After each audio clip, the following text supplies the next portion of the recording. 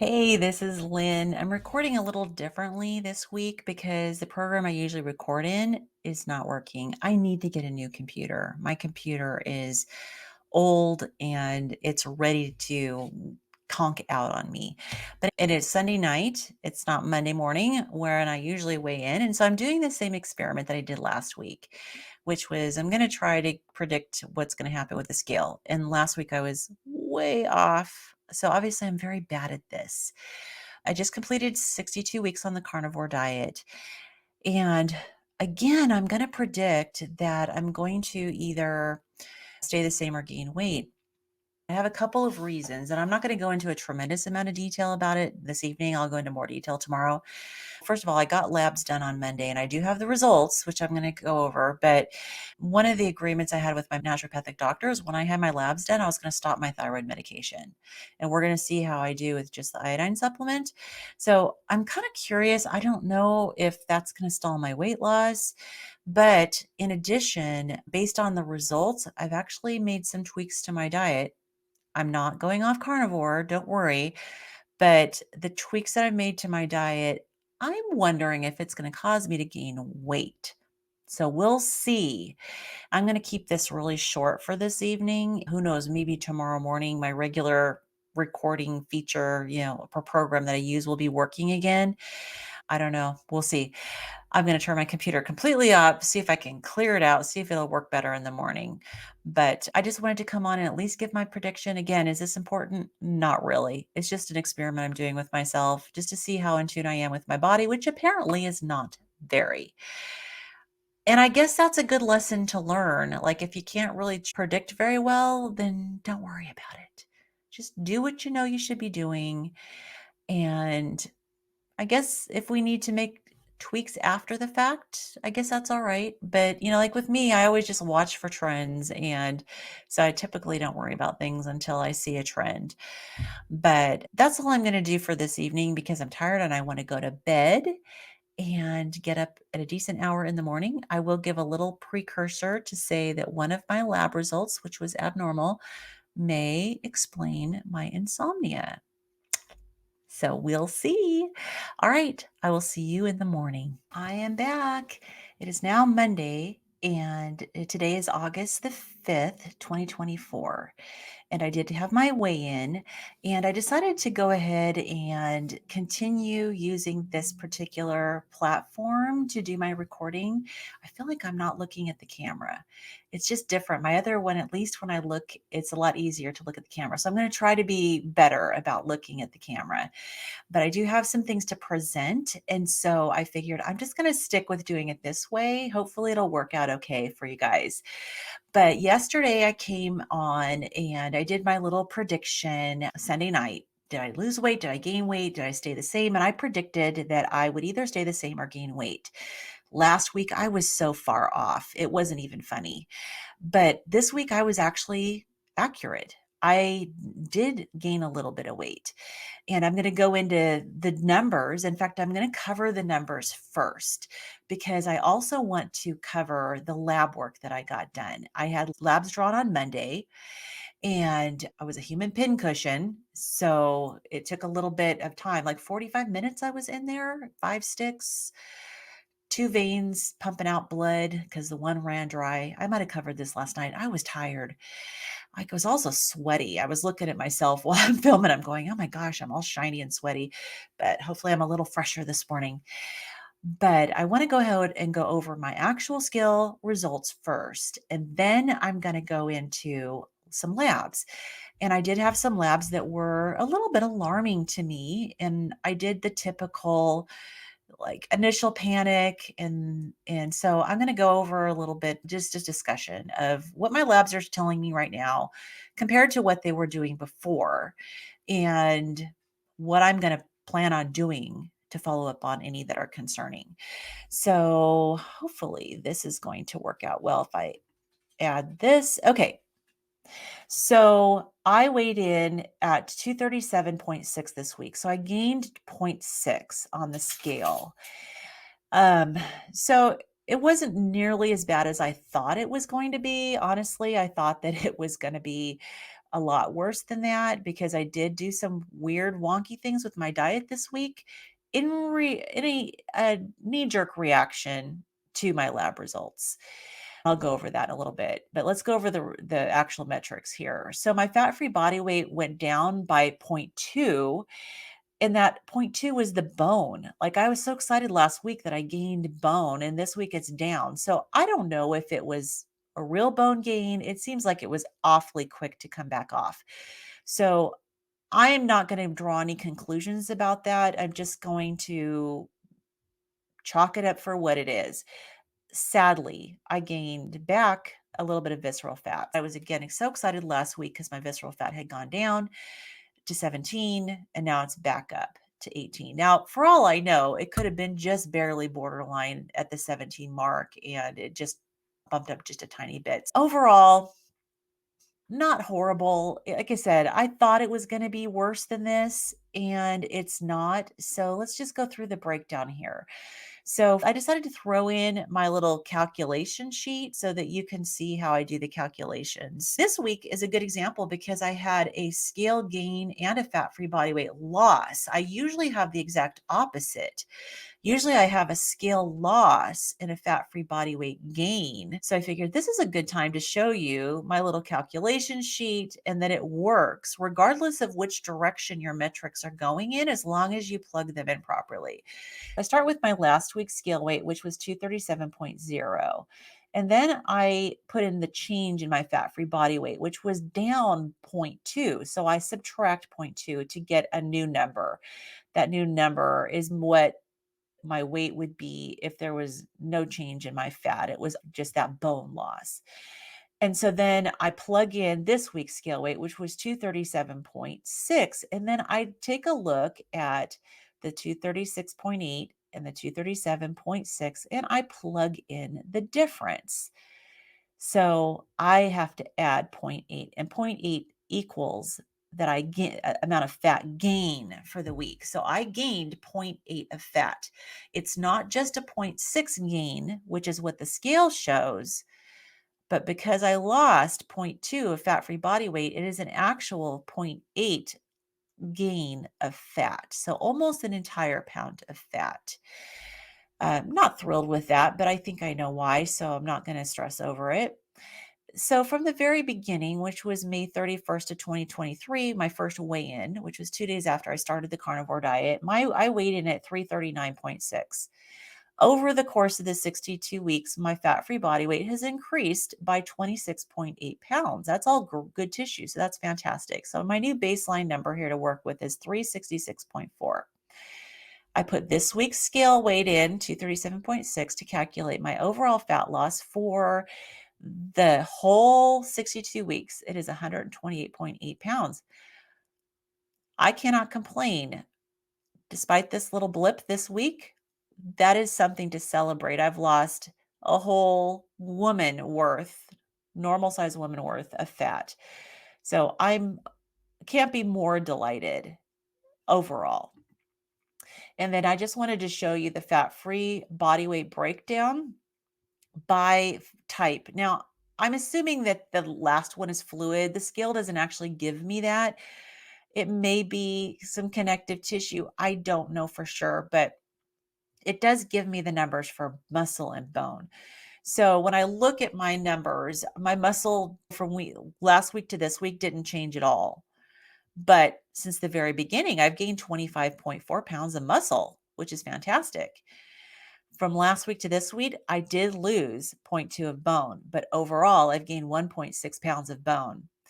And fluid this week to last week was a 0, but overall, since the beginning, I've lost 0.4 of fluid.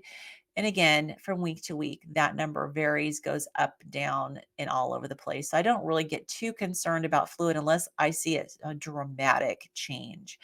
And I have never seen an actual dramatic change in fluid. So those are my numbers for this week.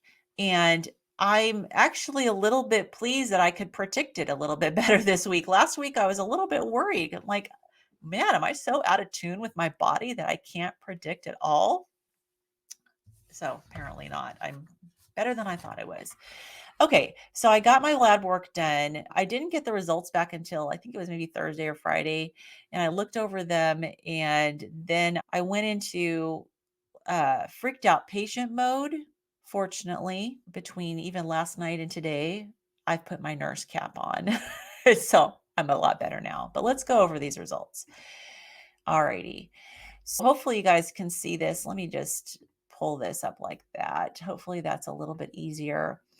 I think this is a fractionated lipid LDL that was ordered. So don't worry when you see this 2,219 for the LDLP. Yes, it's high, but this is not your normal LDL number that you get. This is basically the quantity of LDL particles. And yeah, it's very high. Look at the scale here. The scale says over 2,000 is very high. Moderate was probably where traditional medical science would want me to be, is from 1,000 to 1,299, but low is under 1,000. So there's like a broad range here. It's basically, these are my overall LDL particles. This does not break it down between the type of particles. This is just overall. Now, the LDL-C is the number that you usually see, and that is 186. I believe it was a little higher last time. I think it was, I'm not 100% sure, but I think it was a little higher last time. Don't quote me on that. I'm not worried about that number at all. My HDL-C is slightly higher than it was last time. I think last time it had come up to maybe 43. So this is actually good. It's improved. And my triglycerides went down. Last time they were 91, I think, 91 and 92, and now they're 74. So when I look at, and I'll go over the rest of these, but when I look at my cardiac risk, one of the things that I look at is the triglyceride to HDL ratio, which so many doctors, especially the carnivore doctors, say is a better indicator of your cardiovascular risk. Before I went on the carnivore diet, my ratio was, I think, about 3.3 as of when I got blood work done before carnivore. Then I had blood work done last September and it had come down to 2.2. Now it's 1.6. So I heard various opinions about what's ideal. I hear 1.5, I hear 1.0, but the bottom line is it is completely trending in the right direction. And so I'm really happy. I love to get that HDL up, which I think is, yeah, I don't know. I'm going to have to really figure out, how do I get the HDL up? My total cholesterol, I'm not too worried about, 245. That's not uncommon for a carnivore. So the next part is the actual particles. I had to look up what's the difference between the HDL-C and the HDL-P, because that's a new one for me. Apparently, and this is clear as mud, to be honest. The HDL-C, which they consider good cholesterol, is the total amount of the HDL cholesterol inside the particles. So, okay, so mine's getting better, so that's good. Apparently, the HDL-P is the actual number of particles. So they supposedly say that this is a better indicator of cardiovascular risk, to see not just like how much cholesterol do you have inside each of those particles, but how many particles do you have. So that is low. They want it to be, at least LabCorp wants me to be over 30.5. Work to do in that area. Now, the LDLP, small LDLP, and the LDL size are actually quite good. LabCorp wants the small LDLP to be under 527 to make you lower cardiac risk, and mine's at 445. So I don't have a whole lot of small LDL. Those are the LDL that are actually more associated with cardiovascular risk. And it's really the inflammation in your body that causes those particles to be a problem, because they will tend to adhere to a damaged endothelial lining of the blood vessel. And the damage comes from inflammation and high insulin levels. I wouldn't be too worried about that number, the fact that it's 445. I'm not expecting it to be zero. I'm assuming that these particles, small particles, play some sort of role in the body. So I don't want zero. But it is good I have a low number of those small particles. The particle, the LDL size, which is the size of the particle, is good. They want it to be over 20.5 in order to, I think I'm having trouble interpreting this. I have a graph later, but it's good. It said normal for both of those. So that's good. And I don't like the way they do this because the graph I'm going to show you later makes more sense, but they have these numbers as a percentile of the reference population, which I don't care about. Honestly, most of the reference population is eating sugar, carbs, and I I don't wanna be compared to them, but anyways, that is what it is. So, moving on, the my doctor didn't order a fasting insulin. I'm a little disappointed in that, but he ordered an insulin resistance score. So, when I first looked at this, I was, like, not paying too much attention. I thought, "Oh, great. My insulin is horrible." But then I paid much closer attention. Didn't take much. All I had to do is read the test name, and this is actually an insulin resistance score, which is different than fasting insulin. So, an insulin resistance score, the lower you are, the more insulin sensitive you are. And insulin sensitivity, they say, is below 45. So, this is fantastic. I mean, it could be lower. It's probably not optimal, but holy cow, I'm actually on the insulin sensitive side, which I know was not the case before based on the population. Like I was at 36, so I'm somewhere between the 25th and 50th percentile of the population. So I'd like it to be under 27. Who knows? Over time, we'll see. Okay, so this is my complete blood count with differential. White counts are great. Previously, they were a little higher. I historically with have a tendency to have higher level white blood cell counts, probably due to a lot of inflammation, not always due to infection, but it's previously 9.7 down to 7.9. So complete, oh, it's dyslexic. My red cell counts tend to be on the high end of normal. Normal at upper end of normal is 5.28. Mine is about what it was last time. Hemoglobin and hematocrit are higher than last time. So I don't know for sure, but I know that with mast cell activation syndrome, many people have polycythemia, and this is what this shows. It's not polycythemia vera, which is very high hemoglobin and hematocrit, but it is mildly elevated. The hematocrit is a little more concerning. It's a little higher than it should be. Last time it was borderline. Both times they were more within the reference range. This time, both of them are high. The hemoglobin is barely high. I'm like a zero point 0.1 high, but the hematocrit is a little more concerning. None of these are critically high, but it is worth investigating. Like, why is my hematocrit higher? It could be that I didn't drink enough fluid. I could be chronically dehydrated, and I have long suspected that because I have trouble getting enough fluid. That's something I'm going to need to discuss with my doctor and come up with a plan. All these other things are within the normal range. It basically shows a lot of stuff that I'm not going to go into, but basically it's looking at the shape and morphology and his, all these different factors with my blood cells, and they look good. Platelets are good. All of these neutrophils, lymphocytes, monocytes, eosinophils, basophils, all within the normal range. Neutrophils, usually if an absolute neutrophils are elevated, there's like a sign of infection. Eosinophils are usually related to allergies. I'm not going to go into great detail, but they're all normal, which is good. My comprehensive metabolic panel, my glucose levels are still in the low 90s. This is fasting, and I fasted for over 12 hours. It was probably more like 15 hours or so. My glucose, I wish it was back in this like in the 70s years ago when I was healthier, kind of healthier, I guess. It was often in the 70s and now it's early low 90s. But I have factors that are influencing that, such as my sleep issues. At least it's normal. I'm not going to be too concerned at this point. It shows my BU and creatinine level is a little, it says it's high, it's 30. So I don't know the significance of that. I haven't researched it, but again, something that I'll talk to my doctor about. All my electrolytes are doing great. They're fine, no problem. And looks like they're pretty steady. Potassium's a little bit lower than it was last time, but everything else is looking like it's pretty good. Calcium levels are good. I haven't really been eating cheese, and calcium levels are doing good. Sodium levels are good. So I'm happy with that. Protein came down a little bit. All right. Albumin's good. All these all these are good. My liver enzymes, I'm curious about the alkaline phosphatase, which went up a little bit, still with the normal range, but it went up. My IST and ALT came down, so that's good. Here's something that I found very interesting. My vitamin B12 is great, but my folic acid is low. It says here a serum folate concentration of less than 3.1 nanograms per milliliter is considered to represent clinical deficiency. So mine is 2.6. So I am clinically deficient of folic acid.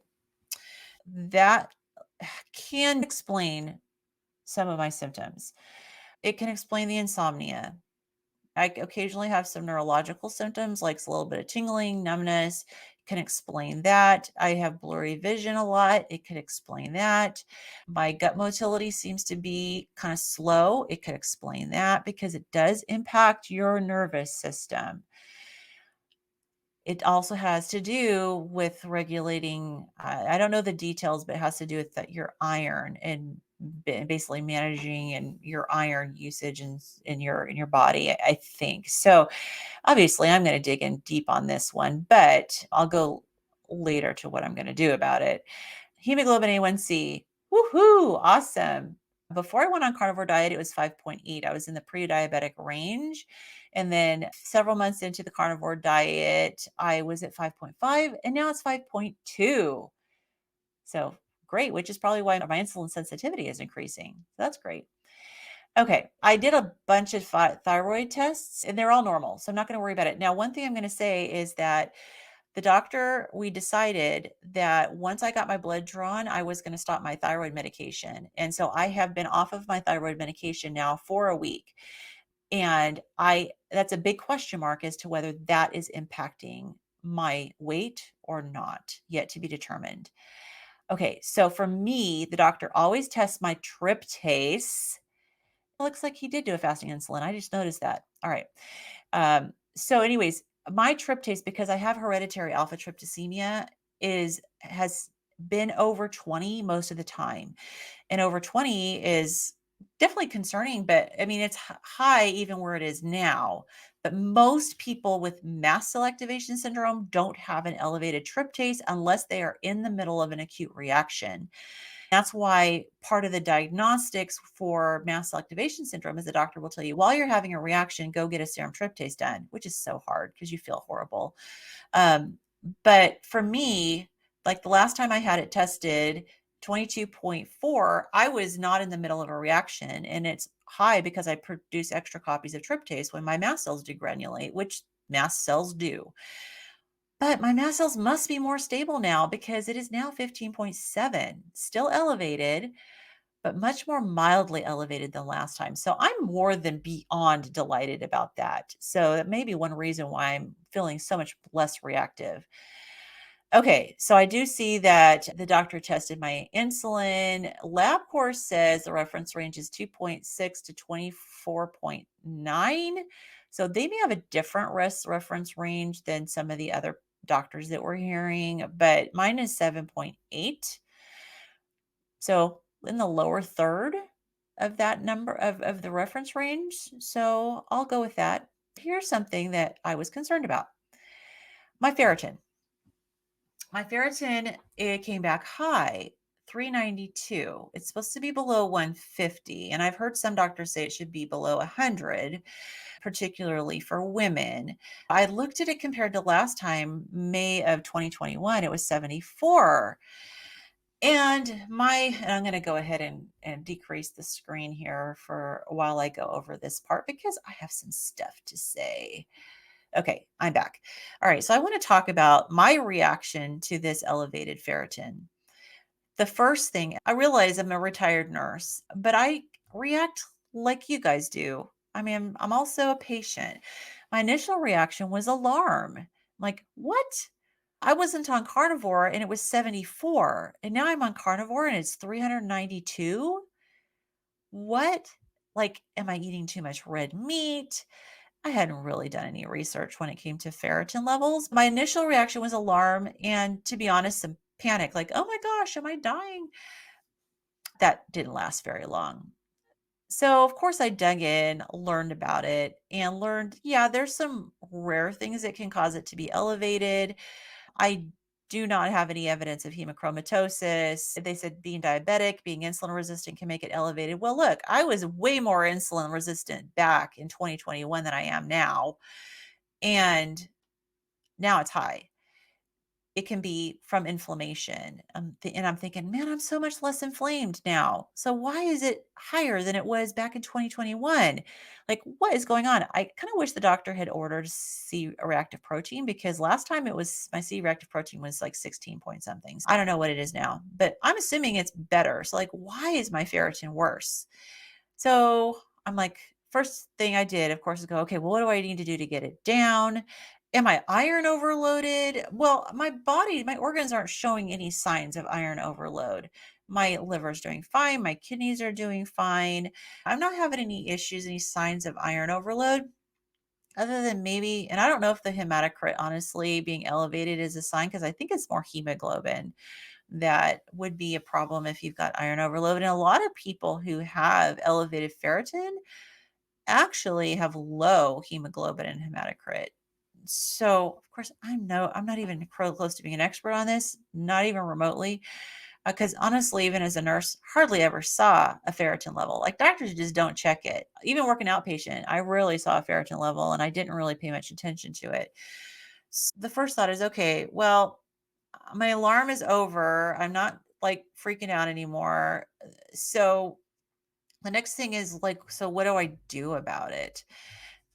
Now, I am going to talk to the doctor about this. And of course, there's probably going to be some additional tests that we need to run just to kind of try to focus and narrow down on, is there something else going on?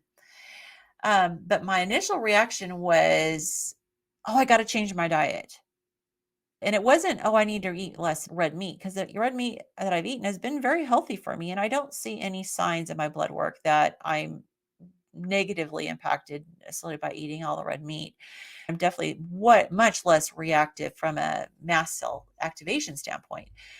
So I figured, okay, well, I went and watched a whole bunch of videos, read articles. I'm like, oh, okay, well, there's some things that I can add to my diet or do that will prevent absorption of the iron that I'm eating. So I figured, well, that's probably a good idea because if I want to utilize my iron stores, I got to quit absorbing the iron I'm eating and give my body a chance to use the stores. And that would hopefully bring the ferritin levels down. I'm just trying to think logically here. I don't know how long that takes, but I read coffee does that. And I had stopped coffee, right? And so I'm like, awesome, I'm gonna drink coffee. And so I started drinking coffee with my meals. Of course, I added heavy cream back to it and monk fruit drops because I do not have a taste for plain coffee. I need to acquire one.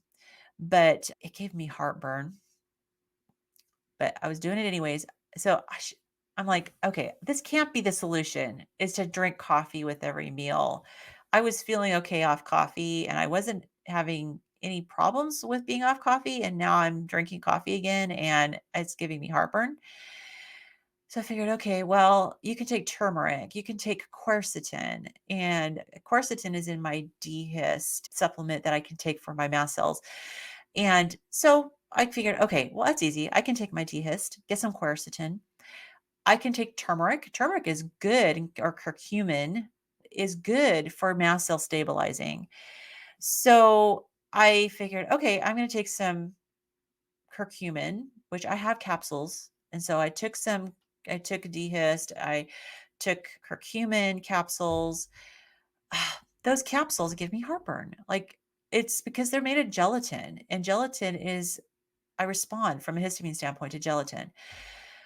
I may have to drink more water with it potentially. So for now, I figure, well, okay, if I can at least like bind, and curcumin and quercetin actually bind to the iron, and so it just flushes it out of your system, whereas the coffee just blocks the absorption of the iron. So they kind of have two different mechanisms.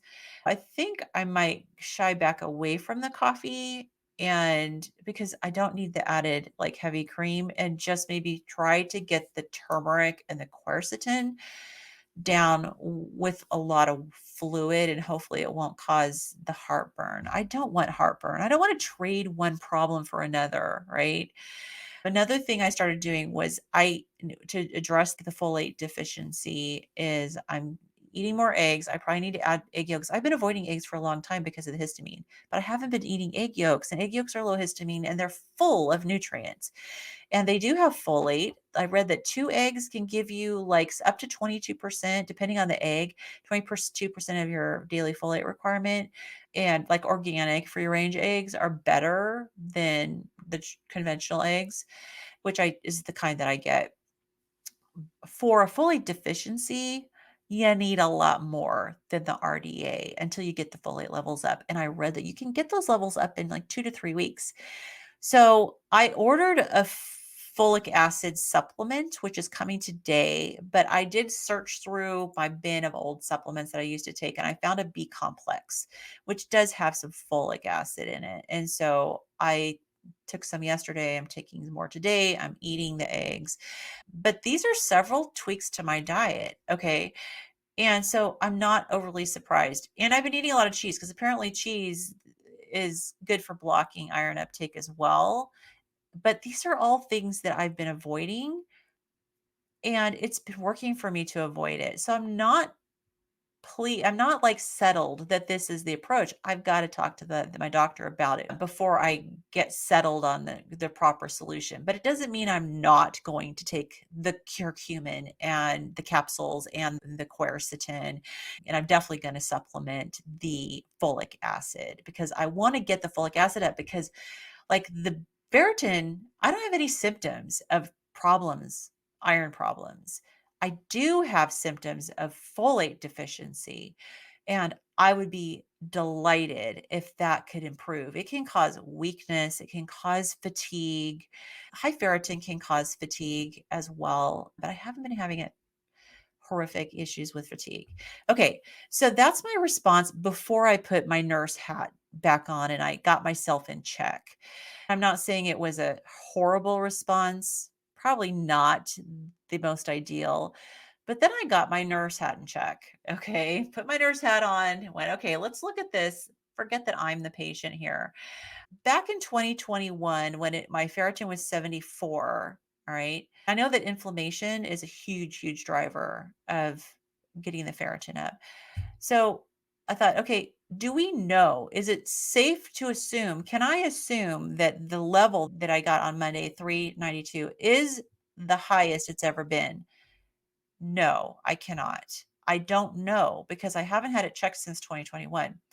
Is there anything that has happened between 2021 and now that could impact my ferritin levels?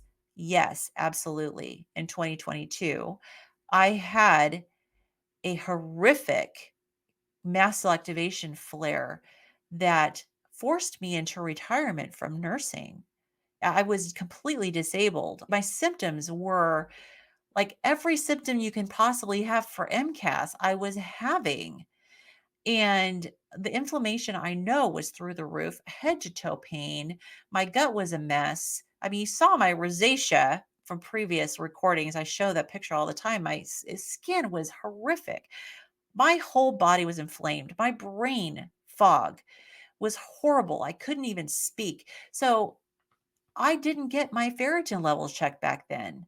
So I guess my nursey look at it is I don't know if it's actually trending in the right direction. And it was very high back when I was in the middle of that flare. Now, as a caveat to that, I don't know how long it takes for ferritin levels to come down when you're trying to get over your inflammation. I'm on an anti-inflammatory diet. I'm doing better things for my body. So I don't know. I still don't know. Is it realistic to think that it's taking 2 years to bring my ferritin levels back down? That may not be realistic. That's another thing that I just need to talk to my doctor about. I don't know the answers to those. I've decided I'm not going to assume that this is the highest it's ever been because I'm feeling better. My inflammation is better. And I'm just not going to assume anything. Maybe it'd be safe to assume that it was higher before. I don't know. But I know I did have an extremely acute situation, and I had a very serious infection leading into that horrific mast cell flare that was a difficult to treat wound infection, which if you've watched, listened to my story, you've heard about that. So, for all I know, it could have been through the roof in the past. Okay, I'm going to try to quickly go through the rest of these. I don't want to spend too much time, but I wanted to kind of show you the ferritin and show you what like that affected my decision making. All my thyroid panels are good. My magnesium is good. Again, nothing is critical. So this is the reference, all the references for the lipid profile, the fractionated one. My particles are really high. I'm not too concerned because I think they're all bigger. So I'm just going to go to, let's see, down here. Okay. I want to show you this. So this shows you, and I don't know if you can see right below particle concentration and size at the top of the box, it shows lower cardiovascular risk is over on the left side. Excuse me, higher cardiovascular risk is on the right side. So if you look at the HDLP, which is the total HDL particles, it puts me higher in the risk as far as cardiovascular risk because they're lower than they should be. So my goal is to get them up higher, and I don't know how to do that yet. But when you look at my LDL particles and concentration and size, it is more on the lower end for cardiovascular risk. So that tells me things are looking good.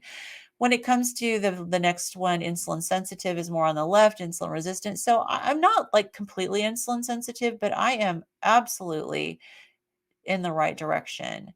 I am more on the insulin sensitive side than the insulin resistant side. So that's great. So that's it for the lab results.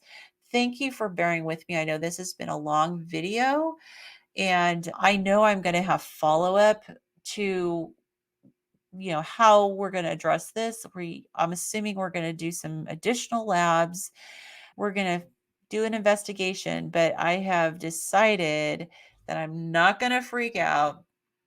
I don't think I'm going to keep doing coffee. I think I'm going to continue with egg yolks just to help with the folate, and I'm going to be taking the folic acid supplement. I will take the turmeric and the curcumin, which supposedly, I guess they work as chelating agents. That's what it means by it binds. It binds with the iron and it makes it pass through your system.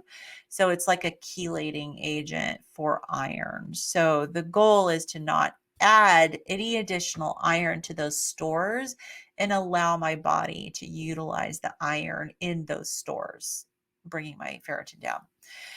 So if you've hung with me this long, thank you so much. I greatly appreciate it. And I did a live stream a week ago with Dr. Nicole Hewitt, and the connection was not good.